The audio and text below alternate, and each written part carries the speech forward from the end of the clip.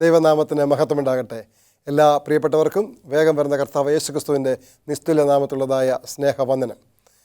നിങ്ങളെ ഏവരെയും ഇന്നത്തെ വചന ശുശ്രൂഷയിലേക്ക് ഹാർദമായി സ്വാഗതം ചെയ്യുന്നു.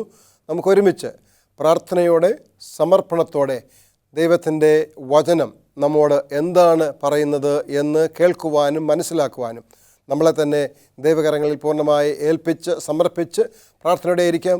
ദൈവം നമ്മളെ അതിനായി ഒരുക്കട്ടെ. നമ്മുടെ ഹൃദയത്തെയും കാതുകളെയും നമുക്ക് ദൈവവചനത്തിനായി ഒരുക്കാം. നമുക്കൊരു നിമിഷം പ്രാർത്ഥിക്കാം.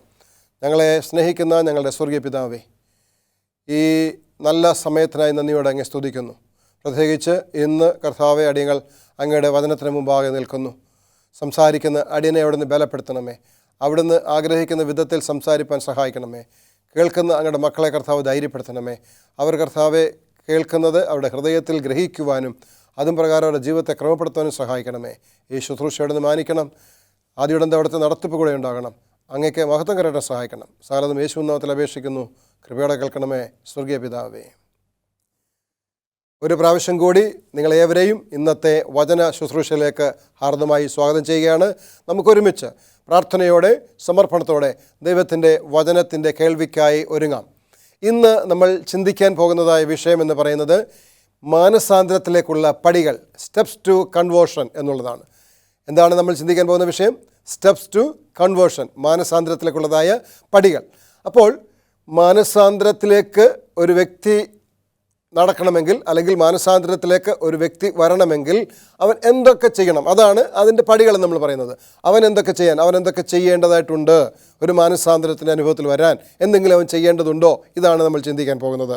ഓക്കെ, വേദപുസ്തകത്തിലേക്ക് നിങ്ങളുടെ ശ്രദ്ധയെ ഞാൻ ക്ഷണിക്കുകയാണ്. ഒന്നാമതായിട്ട് മാനസാന്തരത്തിന് ആവശ്യമായ ആദ്യത്തെ പടി എന്ന് പറയുന്നത് ഒരു കുറ്റബോധം ഉണ്ടാകുക എന്നുള്ളതാണ്. കുറ്റബോധം ഉണ്ടാകുക എന്നുള്ളതാണ്. നമ്മൾക്കറിയാം, നമ്മൾ വേദപുസ്തകം പരിശോധിക്കുമ്പോൾ ലൂക്കോസിൻ്റെ സുവിശേഷത്തിൽ 15-ാമത്തെ അധ്യായത്തിൽ ഒരു നല്ല കഥ അവിടെ പറഞ്ഞിട്ടുണ്ട്.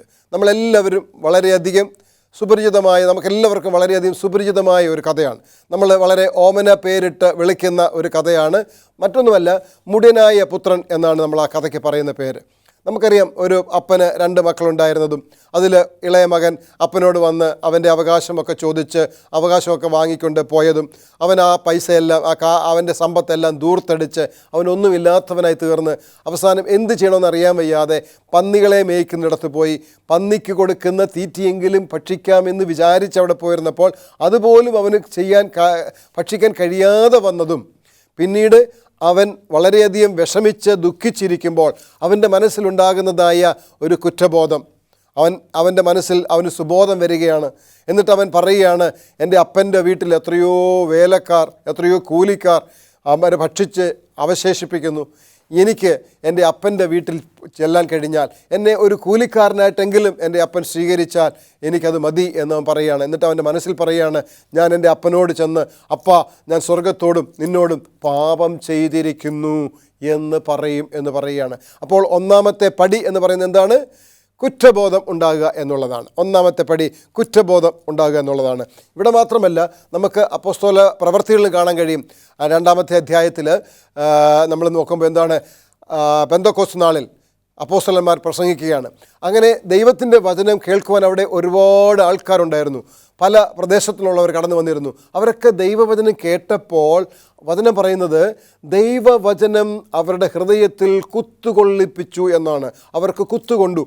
അവരുടെ ജീവിതവുമായി ബന്ധപ്പെടുത്തി ആണ് അപ്പോസ്തലന്മാർ സംസാരിച്ചത് ദൈവവചനത്തിൽ നിന്ന്. അത് കേട്ടപ്പോൾ അവർക്ക് കുത്തുകൊണ്ടു എന്നാണ് വചനം പറയുന്നത്. അപ്പോൾ ഒന്നാമത്തെ പടി എന്ന് പറയുന്നത് ഒരു കുറ്റബോധം ഉണ്ടാവുക എന്നുള്ളതാണ്. അപ്പോൾ കുറ്റബോധമുണ്ടായി. അങ്ങനെ കുറ്റബോധം ഉണ്ടായിക്കഴിഞ്ഞാൽ പിന്നെന്ത് ചെയ്യണം? 2-ാമത്തെ പടി എന്താണ്? അവിടെ നമുക്കറിയാം, അപ്പോസ്തല പ്രവൃത്തി 2-ാം അധ്യായം 37-ാമത്തെ വാക്യത്തിൽ അവർ തന്നെ പറയുകയാണ്, ഇനി രക്ഷ പ്രാപിക്കാൻ ഞങ്ങൾ എന്ത് ചെയ്യണം? അപ്പോൾ ഒന്നാമത്തെ പടി എന്ന് പറയുന്നത് കുറ്റബോധം. എന്താണ് കുറ്റബോധം? നമ്മൾ കണ്ട മുടിയനായ പുത്രൻ പറഞ്ഞത്, ഞാൻ എന്ത് ചെയ്തു? സ്വർഗത്തോടും നിന്നോടും പാപം ചെയ്തിരിക്കുന്നു, ഞാൻ പാപിയാണ് എന്ന തിരിച്ചറിവ്. അപ്പോൾ രണ്ടാമത് എന്ത് ചെയ്യണം? ആ കുറ്റബോധം ആ ഹൃദയത്തിൽ കുത്തുകൊണ്ടപ്പോൾ ഇനി നമുക്ക് ഇതിൽ നിന്ന് മാറണം, രക്ഷ പ്രാപിക്കണം. അവൻ പറയുകയാണ്, എൻ്റെ അപ്പൻ്റെ വീട്ടിൽ ചെന്നാൽ ഇനി മകനായിട്ട് സ്വീകരിച്ചില്ലെങ്കിലും വേണ്ടുകയില്ല, അവരിലൊരു കൂലിക്കാരനാണെങ്കിലും എനിക്ക് ആവശ്യത്തിന് ഭക്ഷിക്കാൻ കിട്ടുമല്ലോ എന്ന ചിന്ത. അപ്പോൾ ഇതിൽ നിന്ന് ഇപ്പോൾ ആയിരിക്കുന്ന അവസ്ഥയിൽ നിന്ന് രക്ഷപ്പെടണമെന്നുള്ളതായ ഒരു ചിന്താഗതി. എവിടെ പോയാൽ രക്ഷ പ്രാപിക്കാം? അതാണ് അവിടെ കൂടിയിരുന്ന ജനങ്ങൾ ചോദിക്കുകയാണ്, രക്ഷ പ്രാപിക്കാൻ ഞങ്ങൾ എന്ത് ചെയ്യണം? രക്ഷ പ്രാപിക്കാൻ ഞങ്ങൾ എന്ത് ചെയ്യണം? നമ്മൾ മത്തായിയുടെ സുവിശേഷം പരിശോധിക്കാമെങ്കിൽ, മത്തായിയുടെ സുവിശേഷം 26-ാം അധ്യായം അതിൻ്റെ 75-ാമത്തെ വാക്യത്തിൽ നമ്മൾ നോക്കാമെങ്കിൽ അപ്പോസ്തലനായ പത്രോസ് കരയുന്നതായി നമുക്ക് കാണുകയാണ്. അപ്പോസ്തലനായ പത്രോസ് കരയുകയാണ്. എന്തിനാണ് കരയുന്നത്? നമുക്കറിയാം ആ സംഭവം. കർത്താവ് യേശു ക്രിസ്തു തൻ്റെ ക്രൂശ് മരണത്തോട് അടുത്തുള്ള സമയത്ത് എല്ലാവരോടും കാര്യങ്ങൾ പറഞ്ഞു. എല്ലാവരും എന്നെ വിട്ടു പോകുമെന്ന് പറഞ്ഞപ്പോൾ പത്രോസ് പറഞ്ഞു, മരിക്കേണ്ടി വന്നാലും ഞാൻ നിന്നെ വിട്ടു പോകുകയില്ല, ഞാൻ നിന്നോടുകൂടെ മരിക്കുവാനും തയ്യാറാണ്. പക്ഷേ പത്രോസിനോട് ദൈവം പറഞ്ഞു, കർത്താവ് പറഞ്ഞു, ഇന്ന് തന്നെ എന്തു ചെയ്യും? കോഴി 2 വട്ടം കൂവുന്നതിന് മുമ്പേ നീ എന്നെ 3 വട്ടം തള്ളിപ്പറയുമെന്ന്.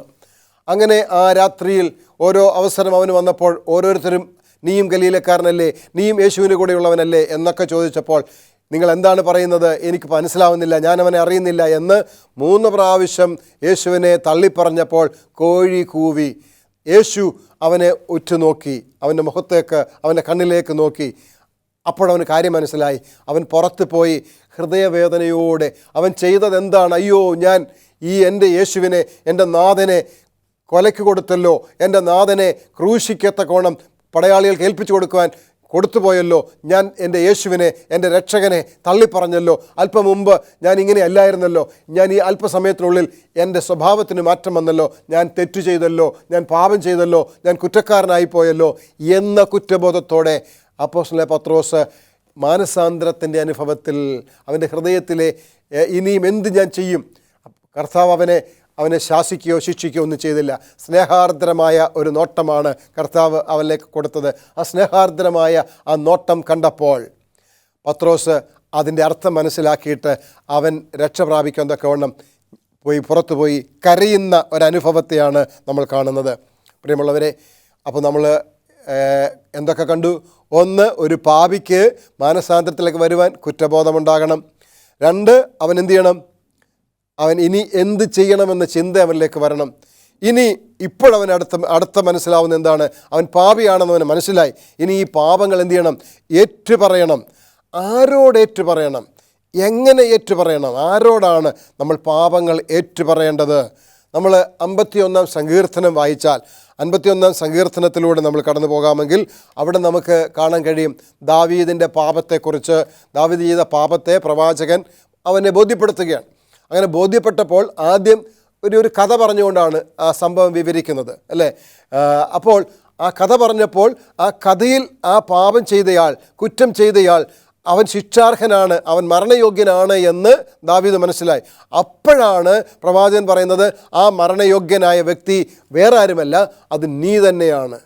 അപ്പോൾ ദാവീദ്, അയ്യോ ഞാൻ പാപിയാണ് എന്നെല്ലാം ഏറ്റുപറയുകയും എൻ്റെ പാപത്തെ കഴുകണമേ എന്ന് പറയുകയാണ്. ദാവീദ് പറയുകയാണ്, എന്താണ്? ഞാൻ പാപം ഏറ്റുപറഞ്ഞ് പാപത്തെ കഴുകി എന്നെ ശുദ്ധീകരിക്കണമേ, എന്നെ വെടിപ്പാക്കണമേ എന്ന് ദാവീദ് പറയുന്നത് നമുക്ക് 51-ാം സങ്കീർത്തനത്തിലെ വാക്യങ്ങൾ വായിച്ചാൽ നമുക്ക് മനസ്സിലാക്കാൻ കഴിയും. 1 യോഹന്നാൻ 1-ാമത്തെ അധ്യായം 9-ാമത്തെ വാക്യം വായിച്ചാൽ അവിടെ പറയുന്നത്, നമ്മൾ നമ്മുടെ പാപങ്ങളെ ഏറ്റുപറയുന്നെങ്കിൽ അതെല്ലാം ക്ഷമിക്കുവാൻ തക്കവണ്ണം നമ്മുടെ കർത്താവ് വിശ്വസ്തനാണ്. നമ്മുടെ എല്ലാ പാപത്തെയും എല്ലാ അനീതിയെയും ഏറ്റുപറയുന്നതിനെ ക്ഷമിക്കുവാൻ തക്കവണ്ണം നമ്മുടെ കർത്താവ് വിശ്വസ്തനും നീതിമാനുമാണ് എന്ന് യോഹന്നാൻ്റെ ലേഖനത്തിലൂടെ നമ്മളെ ഓർമ്മിപ്പിക്കുന്നു. അപ്പോൾ നമ്മൾ എന്ത് ചെയ്യണം? 1, കുറ്റബോധം വന്നു. അവിടെ നിന്ന് ഇനി അതിൽ നിന്ന് രക്ഷ പ്രാപിക്കാൻ എന്ത് ചെയ്യണമെന്ന് ചിന്ത വരണം. 3-ാമത് എന്ത് ചെയ്യണം? പാപങ്ങൾ ഏറ്റുപറയണം. പാപങ്ങൾ ആരുടെ മുമ്പിൽ ഏറ്റുപറയണം? കർത്താവിൻ്റെ മുമ്പിൽ ഏറ്റുപറയണം. കർത്താവ് യേശുക്രിസ്തുവിന് മുമ്പാകെ ഏറ്റുപറയുമ്പോൾ കർത്താവ് യേശുക്രിസ്തു നമ്മുടെ പാപങ്ങൾ ക്ഷമിക്കുവാൻ തക്കവണ്ണം വിശ്വസ്തനും നീതിമാനുമാണ് എന്ന് നമുക്ക് മനസ്സിലായി. അപ്പോൾ പ്രിയമുള്ളവരെ, നമ്മുടെ സമർപ്പണത്തെ ഇനി എങ്ങനെയാണ് ദൈവം മനസ്സിലാക്കുന്നത്, അല്ലെങ്കിൽ ദൈവം അതിനെ എങ്ങനെയാണ് കാണുന്നത് എന്നുകൂടി നമുക്കൊന്ന് പരിശോധിച്ച് നോക്കാം. നമ്മുടെ സമർപ്പണത്തെ, നമ്മുടെ അവസ്ഥയെക്കുറിച്ച് നമ്മളൊരു പക്ഷേ ചിന്തിക്കുന്നുണ്ടാവും. നമ്മൾ അയ്യോ ഇത്രയും വലിയ തെറ്റും പാപമൊക്കെ ചെയ്തതാണല്ലോ, എങ്ങനെ എനിക്കിതിന്ന് ദൈവം എന്നോട് ഇതൊക്കെ ക്ഷമിക്കുമോ, അത്രയ്ക്ക് വലിയ പാപമാണ് നമ്മൾ ചെയ്തെന്നുള്ളതൊക്കെ ആയ മനോഭാവം ഒരുപക്ഷെ നമുക്കുണ്ടായേക്കാം. ആ മനോഭാവത്തെ, ആ ചിന്താഗതിയെ ദൈവം എങ്ങനെയാണ് സംബോധന ചെയ്യുന്നത് എന്ന് നമ്മൾ നോക്കിയാൽ യെശയ്യാവിൻ്റെ പ്രവചനത്തിലൂടെ നമ്മൾ പരിശോധിച്ചാൽ 1-ാമത്തെ അധ്യായത്തിൽ 18-ാമത്തെ വാക്യത്തിൽ നമുക്ക് കാണാൻ കഴിയും. എന്താണ് ദൈവം പറയുന്നത്? യേശുക്രിസ്തു ദൈവം അവിടെ പറയുകയാണ്, തിരുവചനത്തിലൂടെ നമ്മളെ ഓർമ്മപ്പെടുത്തുകയാണ്. എന്താണ്? വരുവീൻ, നമുക്ക് തമ്മിൽ വാദിക്കാം. നിങ്ങളുടെ പാപങ്ങൾ എത്ര കഠിനമായിരുന്നാലും, രക്താംബരം പോലെ ചുവപ്പായിരുന്നാലും എന്ത് ചെയ്യുമെന്നാണ് പറഞ്ഞത്? ഞാനത് ഹിമം പോലെ വെളുപ്പിക്കാം, ഞാനത് പഞ്ഞി പോലെ വെളുപ്പിക്കാം എന്നുള്ളതാണ്. നോക്കിക്കേ, അപ്പം നമ്മൾ പാപങ്ങൾ ഏറ്റുപറയുമെങ്കിൽ, നമ്മുടെ എത്ര കടും ചുവപ്പായ പാപമായാലും, അത് രക്താംബരം പോലെ ചുവപ്പായിരുന്നാലും ദൈവം നമുക്ക് വാഗ്ദത്തം നൽകുകയാണ്. ദൈവം അത് വെളുപ്പിക്കാം, കഴുകി ശുദ്ധീകരിച്ച് ഹിമം പോലെ പഞ്ഞി പോലെ ആക്കാം എന്ന് ദൈവം നമുക്ക് വാഗ്ദത്തം നൽകുകയാണ്. അപ്പോൾ അടുത്ത ഭാഗം എന്താണ് നമ്മൾ ചെയ്യേണ്ടത്? നമ്മൾ ദൈവത്തിലേക്ക് തിരികെ ചെല്ലണം. നമ്മുടെ ദുഷ്ടപ്രവൃത്തികളെ ഒക്കെ നമ്മൾ വിട്ടുകളഞ്ഞിട്ട്, നമ്മുടെ പാപത്തെയൊക്കെ ഉപേക്ഷിച്ച് കളഞ്ഞിട്ട്, യെശയ്യാപ്രവചനം തന്നെ 55-ാമത്തെ അധ്യായത്തിൽ നമ്മൾ പോകാമെങ്കിൽ 17-ാമത്തെ വാക്യത്തിൽ നമുക്ക് കാണാൻ കഴിയുന്നത് എന്താണ്? നമ്മൾ പാപത്തെ ഉപേക്ഷിച്ച് ദൈവത്തിൻ്റെ അടുക്കൽ നമ്മൾ ചെല്ലുമെങ്കിൽ അവൻ എന്ത് ചെയ്യും? നമ്മുടെ പാപങ്ങളെല്ലാം ധാരാളമായി ക്ഷമിച്ചു തരും എന്ന് നമുക്ക് ആ വാക്യത്തിലൂടെ കാണാൻ കഴിയുകയാണ്. അപ്പോൾ പ്രിയമുള്ളവരെ, ഒന്നാമത് കുറ്റബോധം, രണ്ടാമത് എന്ത് ചെയ്യണം? എന്ത് ചെയ്യണം എന്നുള്ളതായ ചിന്ത വരണം. മൂന്നാമത് ഏറ്റുപറയണം. ഏറ്റുപറയുമ്പോൾ നമ്മുടെ എല്ലാ മനോഗതത്തെയും ദൈവം തിരിച്ചറിയുന്നു. ദൈവം പറയുന്നു, നിങ്ങളുടെ പാപം എത്ര കടും ചുവപ്പായിരുന്നാലും അത് ക്ഷമിച്ചു തരും എന്ന് ദൈവം പറയുന്നു. ഇനി ദൈവം നമ്മളെ എന്താണ് ചെയ്യാൻ ആഗ്രഹിക്കുന്നത്? ദൈവം നമ്മളെ പൂർവ്വസ്ഥിതിയിലേക്ക്, എന്ന് വെച്ചാൽ പാപം ചെയ്യാതിരുന്നതായ അവസ്ഥയിലേക്ക്, മനുഷ്യൻ്റെ പാപമില്ലാത്ത അവസ്ഥയിലേക്ക് കൊണ്ടുവരാൻ ദൈവം ആഗ്രഹിക്കുകയാണ്. അതിന് നമ്മൾ എന്ത് ചെയ്യണം? ദൈവം തന്നിരിക്കുന്നതായ വാഗ്ദത്തത്തെ നമ്മൾ വിശ്വസിക്കണം. നമുക്കറിയാം സക്കായിയുടെ കഥ നമുക്കറിയാം. സക്കായിയെ യേശു കാണുകയും, അത് ലൂക്കോസിൻ്റെ സുവിശേഷത്തിൽ 19-ാമത്തെ അധ്യായത്തിലാണ് സക്കായിയുടെ കഥ കാണുന്നത്. സക്കായി കർത്താവിനെ കാണുവാൻ തക്കവണ്ണം അത്തിയുടെ മുകളിൽ കയറിയിരിക്കുകയാണ്. കർത്താവ് അതിലെ വന്നു. സക്കായിയെ ഇറങ്ങി വരാൻ പറഞ്ഞു. എനിക്ക് നിൻ്റെ വീട്ടിൽ നിന്നോടുകൂടെ ഭക്ഷണം കഴിക്കണം, അല്ലെങ്കിൽ നിന്നോടുകൂടെ ആയിരിക്കണം എന്ന് പറഞ്ഞു. സക്കായി അപ്പോൾ പറയുകയാണ്, അയ്യോ, ഞാൻ എന്ത് ചെയ്യുന്നു? ഞാൻ ഇതുവരെ എൻ്റെ വസ്തുവിൽ പകുതി ഞാൻ വിധിച്ചു കൊടുക്കാൻ പോകുന്നു. ഞാൻ തെറ്റായി, ദോഷമായിട്ട്, അധികമായി എന്തെങ്കിലുമൊക്കെ കൈപ്പറ്റിയിട്ടുണ്ടെങ്കിൽ, ചതിച്ചു വാങ്ങിയിട്ടുണ്ടെങ്കിൽ 4 മടങ്ങായി തിരികെ കൊടുക്കാൻ പോകുന്നു. ഇതാണ് മാനസാന്തരം ഉണ്ടാകുന്ന ഒരു വ്യക്തിക്ക് ഉണ്ടാകുന്ന കാര്യങ്ങൾ, അല്ലെങ്കിൽ മാനസാന്തരം നടക്കുന്ന പടികൾ എന്തൊക്കെയാണ്? കുറ്റബോധവും, എന്ത് ചെയ്യണമെന്നുള്ളതായ താല്പര്യവും ആഗ്രഹവും, ഏറ്റുപറച്ചിലും, യേശുവിൻ്റെ അടുക്കൽ ചെല്ലുന്നതും, നമ്മുടെ അവസ്ഥയെ യേശു മനസ്സിലാക്കുന്നത് തിരിച്ചറിയുകയും. സക്കായി മനസ്സിലാക്കി, ദൈവം അവനെ തിരിച്ചറിഞ്ഞു എന്ന്. അപ്പോൾ അവൻ പറയുകയാണ്, ഞാൻ എന്ത് ചെയ്തിരിക്കുന്നു? അധികമായി വാങ്ങിച്ചത്, ചതിച്ചു വാങ്ങിച്ചതൊക്കെ 4 മടങ്ങായി മടക്കി കൊടുക്കാം. ഒരു മാനസാന്തരപ്പെടാൻ ആഗ്രഹിക്കുന്ന വ്യക്തിക്ക് ഉണ്ടാകേണ്ട ചില ഗുണങ്ങളാണ് അതൊക്കെ. പ്രിയമുള്ളവരെ, അതുമാത്രമല്ല, പിന്നെയും നമ്മൾ നോക്കുമ്പോൾ എന്താണ്? തിമോത്തിയോസിന് എഴുതിയ ലേഖനത്തിലൂടെ നമ്മൾ നോക്കാമെങ്കിൽ എന്ത് സംഭവിക്കുന്നു? നമുക്കൊരു പുതുജീവിതം കിട്ടുന്നതായി കാണാൻ കഴിയുന്നു. നമ്മളൊരു പുതിയ ജീവിതം അനുഭവിക്കുകയാണ്. മാനസാന്തരത്തിൻ്റെ അനുഭവത്തിൽ ഒരു പുതിയ ജീവിതം നമുക്ക് അനുഭവിക്കാൻ കഴിയും. തിമോത്തിയോസിൻ്റെ ലേഖനം 2 തിമോത്തിയോസ് 2-ാമത്തെ അധ്യായം 19-ാമത്തെ വാക്യം പറയുന്നത് ദോഷം വിട്ടകലാനാണ്, പാപത്തിൽ നിന്ന് അകന്ന് മാറി നിൽക്കുവാനാണ്. കർത്താവിൻ്റെ നാമം ഉച്ചരിക്കുന്നവർ എല്ലാം അനീതി വിട്ട് അകന്നുകൊള്ളട്ടെ എന്നാണ് ആ വാക്യം നമ്മളെ ഓർമ്മിപ്പിക്കുന്നത്. അപ്പോൾ മാനസാന്തരത്തിൻ്റെ അനുഭവത്തിലേക്ക് വരുന്നവൻ, മത്തായിയുടെ സുവിശേഷം 3-ാമത്തെ അധ്യായം 8-ാമത്തെ വാക്യം വായിച്ചാൽ മാനസാന്തരത്തിന് യോഗ്യമായ ഫലം കായ്ക്കുവാനാണ് അവിടെ പറയുന്നത്. നോക്കണം പ്രിയമുള്ളവരെ, യഥാർത്ഥ മാനസാന്തരത്തിൻ്റെ പടികൾ എന്തൊക്കെയാണ് നമ്മൾ നോക്കിയപ്പോൾ നമുക്ക് കാണാൻ കഴിഞ്ഞത് ഇത്രയും കാര്യങ്ങളാണ്. നമുക്കതൊന്നുകൂടി നോക്കാം. എന്തൊക്കെയാണ്? ഒരു കുറ്റബോധം, പിന്നെന്ത് ചെയ്യണം? എന്ത് ചെയ്യണം എന്ന ചിന്ത ഉണ്ടാകണം. ആരടുത്ത് പോകണം? കർത്താവിൻ്റെ അടുക്കൽ പോകണം. കർത്താവിൻ്റെ അടുക്കൽ പോയി എന്ത് ചെയ്യണം? കുറ്റങ്ങൾ ഏറ്റുപറയണം. നമ്മുടെ കുറ്റത്തെക്കുറിച്ച്, നമ്മുടെ പാപത്തെക്കുറിച്ച്, അതെത്ര കഠിനമാണെങ്കിലും അതെല്ലാം പഞ്ഞി പോലെ, ഹിമം പോലെ വെളുപ്പിക്കാമെന്ന വാഗ്ദത്തത്തെ നമ്മൾ മനസ്സിലാക്കണം. നമ്മുടെ എല്ലാ പാവവും ധാരാളമായി ദൈവം ക്ഷമിക്കും. നമ്മൾ വാഗ്ദത്തം ഉറപ്പാക്കണം. നമ്മൾ എന്തെങ്കിലുമൊക്കെ അധികമായി ചെയ്തിട്ടുണ്ടെങ്കിൽ തിരികെ കൊടുക്കാനുള്ളതായ ആ ഒരു വാഗ്ദത്തം നമുക്കുണ്ടാവണം. നമ്മളെ കർത്താവ് ഒരു പുതിയ സൃഷ്ടിയായി മാറ്റും എന്ന് നമ്മൾ വിശ്വസിക്കണം. ആ മാനസാന്തരത്തിന് തക്കതായ ഫലം കായ്ക്കണം. പ്രിയമുള്ളവരെ, ഈ പറഞ്ഞതിൻ്റെ മൊത്തം ഒരു സാരാംശം നമ്മളെടുത്താൽ, അതിൻ്റെ ഒരു സമ്മറി നമ്മളെടുത്താൽ 4 കാര്യമാണ്. ഞാൻ ഒരുപാട് കാര്യങ്ങൾ ഒരുപക്ഷെ പറഞ്ഞ് ഇതെല്ലാം നിങ്ങളുടെ മനസ്സിലിരുന്നെന്ന് വരികയില്ല. പക്ഷെ ഞാൻ അതിൻ്റെ 4 സമ്മറി പറയാൻ ആഗ്രഹിക്കുകയാണ്. യഥാർത്ഥമായി മാനസാന്തരത്തിനുള്ളതായ പടികളെന്ന് പറയുന്നത് 4 കാര്യങ്ങൾ എന്തൊക്കെയാണ്? 1, അഡ്മിറ്റ്. എന്താണ് അഡ്മിറ്റ്? നമ്മൾ കുറ്റക്കാരനാണ്, തെറ്റുകാരനാണ് എന്ന് നമ്മൾ സമ്മതിക്കുക, നമ്മൾ അഡ്മിറ്റ് ചെയ്ത് കൊടുക്കുക, നമ്മൾ സമ്മതിച്ചു കൊടുക്കുക. രണ്ടാമത്തത് എന്താണ്? സബ്മിറ്റ്. ഒന്നാമത്തത് നമ്മൾ കണ്ടത് എവിടെയാണ്? ലൂക്കോസിൻ്റെ സുവിശേഷത്തിലാണ് കണ്ടത്. ലൂക്കോസിൻ്റെ സുവിശേഷം 15-ാമത്തെ അധ്യായം 17-ാമത്തെ വാക്യത്തിൽ നമ്മൾ കണ്ടു. ആ മുടിനായ പുത്രൻ അങ്ങനെ സമ്മതിച്ചു കൊടുക്കുന്നത്, അഡ്മിറ്റ് ചെയ്യുന്നത്. രണ്ടാമത് നമ്മൾ എന്ത് ചെയ്യണം? സബ്മിറ്റ് ചെയ്യണം. നമുക്ക് ഒന്നും ചെയ്യാൻ പറ്റത്തില്ല, അതുകൊണ്ട് നമ്മൾ എന്ത് ചെയ്യാണ്? നമ്മളെ സമർപ്പിക്കുകയാണ്. അതും അതേ അധ്യായത്തിൽ താഴോട്ടുള്ള വാക്യങ്ങൾ കാണാൻ കഴിയും. മൂന്നാമത് നമ്മൾ എന്ത് ചെയ്യണം? നമ്മൾ കമ്മിറ്റ് ചെയ്യണം, നമ്മളെ സമർപ്പിക്കണം.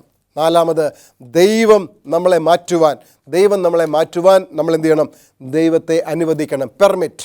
അപ്പോൾ 4 കാര്യങ്ങൾ ഞാൻ പറഞ്ഞു പ്രിയമുള്ളവരെ. എന്തൊക്കെയാണ്? Admit, submit, commit and permit. ഈ 4 കാര്യം നമ്മൾ ചെയ്യുമെങ്കിൽ ഇതാണ് നമ്മളെ മാനസാന്തരത്തിലേക്ക് നയിക്കുന്ന കാര്യങ്ങൾ എന്നത് നമ്മൾ മറന്നു പോകരുത്. ഇനിയും നമുക്ക് മാനസാന്തരം ഉണ്ടായെങ്കിൽ അത് എങ്ങനെയാണ് നമുക്ക് മറ്റുള്ളവർക്ക് ബോധ്യപ്പെടുത്തുന്നത്? ഒരു തെളിവ് വേണ്ടേ? ഒരു എവിഡൻസ് വേണ്ടേ എല്ലാ കാര്യത്തിനും? എന്താണ് അതിനുള്ള എവിഡൻസ് നമ്മൾ നോക്കണം. അപ്പോൾ ദൈവം തൻ്റെ മക്കൾക്ക് ജീവിക്കുവാൻ, ജീവിച്ച് കാണിക്കുവാൻ ഒരു സ്റ്റാൻഡേർഡ് വെച്ചിട്ടുണ്ട്, ഒരു നിലവാരം. നമുക്കൊരു നിലവാരം ഉണ്ടാകണം. എന്താണ് ദൈവജനത്തിന് വേണ്ടിയുള്ളതായ ദൈവം കാണിച്ചു തന്നിരിക്കുന്ന ആ സ്റ്റാൻഡേർഡ് എന്താണ്? ദൈവത്തിൻ്റെ സ്റ്റാൻഡേർഡ് എന്താണ്? നമുക്കറിയാം. സഭാപ്രസംഗയുടെ പുസ്തകത്തിൽ നമ്മൾ കണ്ടിട്ടുണ്ട്, നമ്മൾ മനസ്സിലാക്കിയിട്ടുണ്ട്. എന്താണ്? 12-ാമത്തെ അധ്യായത്തിൻ്റെ 13-ാമത്തെ വാക്യം, എല്ലാത്തിൻ്റെയും സാരം കേൾക്കുക, ദൈവത്തെ ഭയപ്പെട്ട് അവൻ്റെ കൽപ്പനകൾ പ്രമാണിച്ചു കൊള്ളുക, ഇതാകുന്നു സകല മനുഷ്യർക്കും വേണ്ടുന്നത്.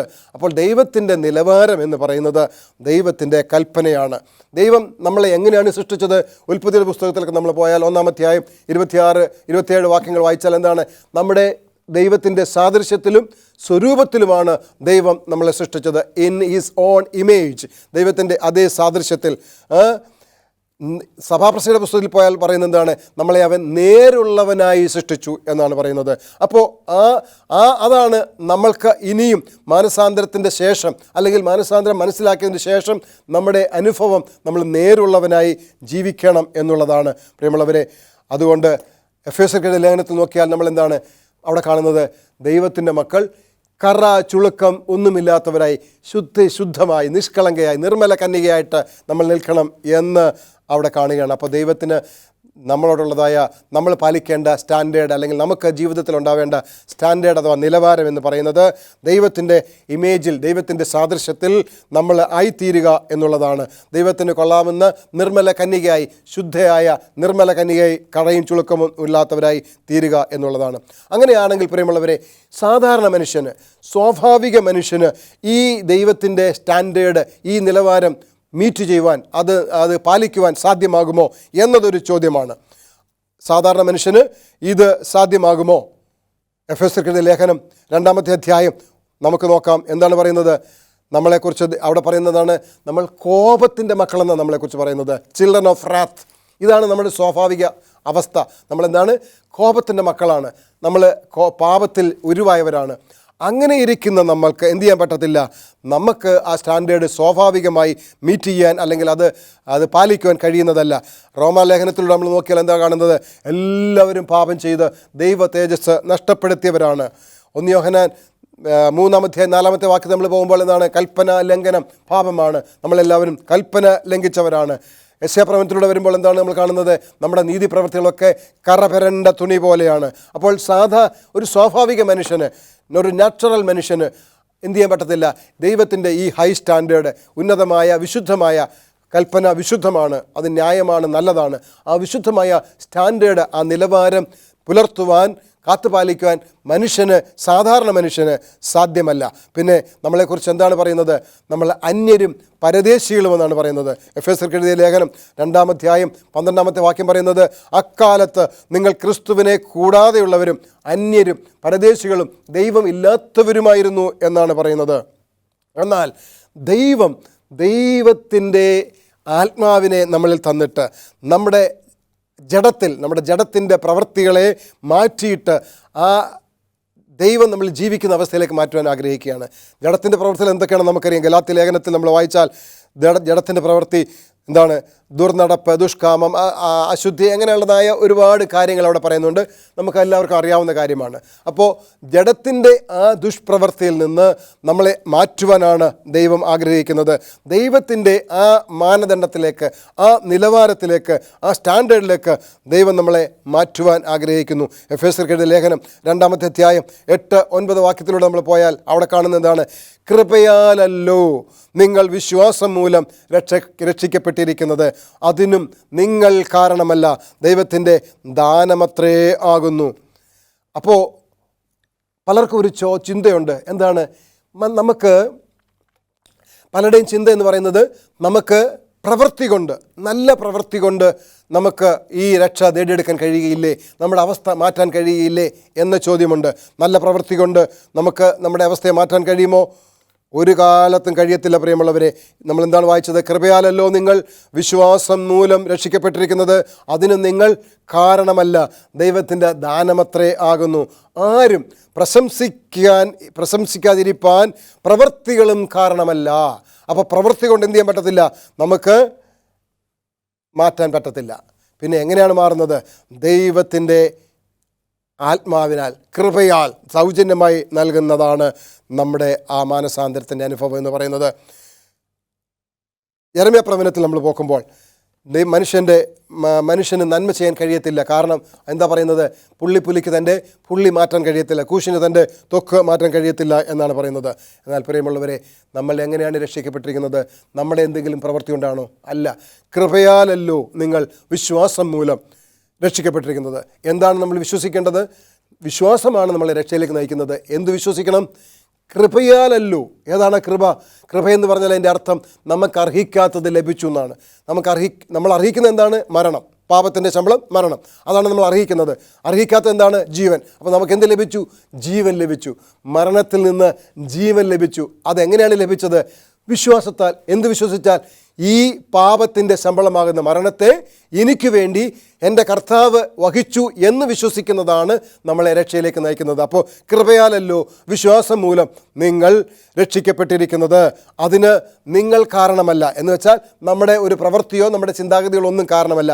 ദൈവം അത് നമുക്ക് ദാനമായി നൽകിയതാണ്. നമുക്കതിലേക്ക് ആകെ ചെയ്യാനുള്ളത് അത് വിശ്വസിക്കുക എന്നത് മാത്രം. നമ്മുടെ ഒരു പ്രവൃത്തിയും എന്ത് ചെയ്യത്തില്ല, അതിലേക്ക് നയിക്കുന്നതല്ല.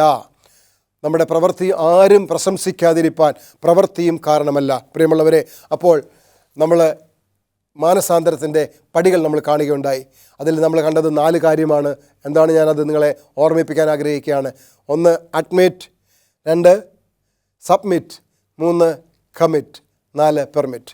ഈ 4 കാര്യം നമ്മുടെ ജീവിതത്തിൽ നമ്മൾ പ്രാവർത്തികമാക്കുമെങ്കിൽ നിശ്ചയമായും ദൈവം നമ്മളെ എല്ലാ പാപത്തിൽ നിന്നും നീക്കി നമ്മളെ രക്ഷിപ്പാൻ തക്കവണ്ണം അവൻ വിശ്വസ്തനും നീതിമാനുമാണ്. എന്നെ കേട്ടുകൊണ്ടിരിക്കുന്ന ദൈവത്തിൻ്റെ ജനമേ, ഇതുവരെയും നിങ്ങൾക്ക് ഈ രക്ഷയുടെ അനുഭവത്തിലേക്ക് കടന്നു വരാൻ കഴിഞ്ഞിട്ടില്ലെങ്കിൽ, ഈ വചനം നിങ്ങളുടെ ഹൃദയത്തിൽ നിങ്ങൾ ഏറ്റെടുത്തുവെങ്കിൽ, നിങ്ങൾ നിങ്ങളെ തന്നെ ഏൽപ്പിച്ചു കൊടുക്കുമെങ്കിൽ, നിങ്ങൾ തെറ്റുകാരാണ്, കുറ്റക്കാരാണ്, പാപിയാണെന്ന് നിങ്ങൾ അംഗീകരിക്കുമെങ്കിൽ, എന്നിട്ട് നിങ്ങളെക്കൊണ്ടത് മാറ്റാൻ കഴിയത്തില്ല എന്ന ബോധ്യത്തോടെ ദൈവത്തിൻ്റെ കരങ്ങളിലേക്ക് നിങ്ങളെ സമർപ്പിക്കുമെങ്കിൽ, ആ ദൈവം നിങ്ങളെ സ്വീകരിച്ച് നിങ്ങളിൽ പ്രവർത്തിക്കും.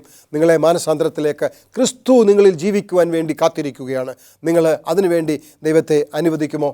ഈ ദിവസത്തിൽ ഈ വചനം കേട്ട നമുക്ക് ഒരുമിച്ച് നമുക്ക് പറയാം, ദൈവമേ, എന്നെ അവിടുന്ന് പുതുക്കണമേ, അവിടുന്ന് എന്നിൽ ജീവിക്കണമേ. ഇതായിരിക്കട്ടെ നമ്മുടെ താല്പര്യം, ഇതായിരിക്കട്ടെ നമ്മുടെ പ്രാർത്ഥന. അതാണെങ്കിൽ നമുക്ക് ഒരുമിച്ച് പ്രാർത്ഥിക്കാം, കണ്ണടയ്ക്കാം. ഞങ്ങളെ സ്നേഹിക്കുന്ന സ്വർഗീയ പിതാവേ, ഈ നല്ല സമയത്തിനായി നന്ദി പറയുന്നു. ഇന്ന് ഞങ്ങളെ കേൾപ്പിച്ച വചനത്തിനായി നന്ദി പറയുന്നു കർത്താവേ. യഥാർത്ഥമായ മാനസാന്തരത്തിന് ആവശ്യമായ പടികൾ എന്തൊക്കെയാണെന്ന് ഇന്ന് ഞങ്ങളെ കേൾപ്പിച്ചുള്ള കർത്താവേ, ഞങ്ങളങ്ങനെ അഡ്മിറ്റ് ചെയ്യുവാൻ, ഞങ്ങളെ തന്നെ സമർപ്പിക്കുവാൻ, സബ്മിറ്റ് ചെയ്യുവാൻ, ഞങ്ങളെ കർത്താവെ, ഞങ്ങളെ തന്നെ പൂർണ്ണമായി ഞങ്ങളുടെ കരങ്ങളിൽ ഏൽപ്പിക്കുവാൻ, ഞങ്ങൾ കമ്മിറ്റ് ചെയ്യുവാനും അവിടുന്ന് ഞങ്ങളെ പ്രവർത്തിക്കുവാൻ അങ്ങേ അനുവദിപ്പാനും ഞങ്ങളെ സഹായിക്കണമേ എന്ന് പ്രാർത്ഥിക്കുന്നു. എല്ലാ ഞങ്ങളുടെ ദുഷിച്ച ചിന്തകളും ഞങ്ങളിന്ന് മാറ്റണമേ കർത്താവെ. അവിടുന്ന് എത്രയും വേഗത്തിൽ വരാൻ പോകുമ്പോൾ ആ നിത്യത ഞങ്ങൾക്ക് വേണ്ടി അവിടുന്ന് ഒരുക്കിയിരിക്കാൻ അത് പ്രാപിപ്പാൻ തക്കണം ഞങ്ങളെ സഹായിക്കണം. പ്രാർത്ഥന കേട്ടുക സ്തോത്രം. സകലതും യേശുവിൻ നാമത്തിൽ തന്നെ. ആമേൻ. എല്ലാവർക്കും ഒരു നല്ല ദിവസം നേരുന്നു. ദൈവം നിങ്ങളെ ധാരാളമായിട്ട് അനുഗ്രഹിക്കട്ടെ.